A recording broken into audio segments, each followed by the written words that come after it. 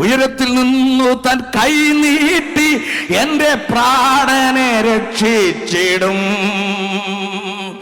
അനർത്ഥ ദിവസങ്ങൾ വന്നിടിലും എന്റെ ദൈവം തുണയായി വരും.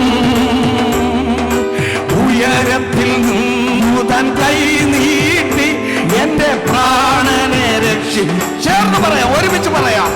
ഓ അനർത്ഥ ദിവസങ്ങൾ വന്നിടി എന്റെ ദൈവം തുണയായി വരും.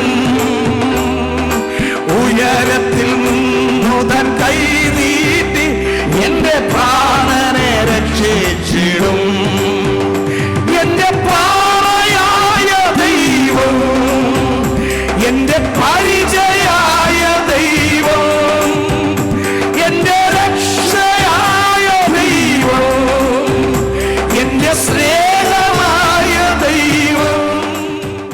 ഭ്രമിപ്പിക്കുന്ന തിരമാലകളെ പോലെ ഒന്നിന് പുറകെ ഒന്നായി അനർത്ഥങ്ങൾ ആമേൻ നമുക്ക് വന്നാലും, ആമേൻ മരണം തിരമാലകൾ പോലെ നമുക്ക് വന്നാലും, ആമേൻ സ്തോത്രം, നമ്മുടെ തൊട്ടടുത്ത് വരുമ്പോൾ എൻ്റെ കർത്താവ് കൈനീട്ടി നമ്മെ രക്ഷിക്കും. വിട്ടുകൊടുക്കയില്ല. എത്ര പേർ വിശ്വസിക്കുന്നു? വിട്ടുകൊടുക്കയില്ല.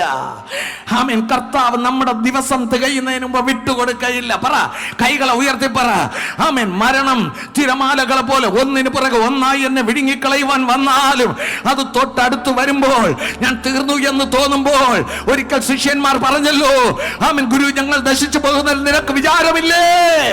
അപ്പോൾ കർത്താവ് എഴുന്നേറ്റ് കാറ്റിനെയും കടലിനെയും ശാസിച്ചിട്ട് രക്ഷിച്ചതുപോലെ ഒരിക്കൽ പത്രോസ് വെള്ളത്തിന്മീതെ നടക്കുമ്പോൾ പാദങ്ങൾ ആഴത്തിൽ താഴുന്നു പ്രിയനേ എന്ന് വിളിച്ചപ്പോൾ കൈ നീട്ടി അവനെ കരയ്ക്ക് കയറ്റിയതുപോലെ മരണം ഒന്നിന് പുറകെ ഒന്നായി തിരമാലകളെ പോലെ അടിച്ച് നിന്നെ താഴ്ത്തിക്കളയുവാൻ വരുമ്പോൾ നീ ഒരു നിലവിളി വിളിച്ചാൽ മതി.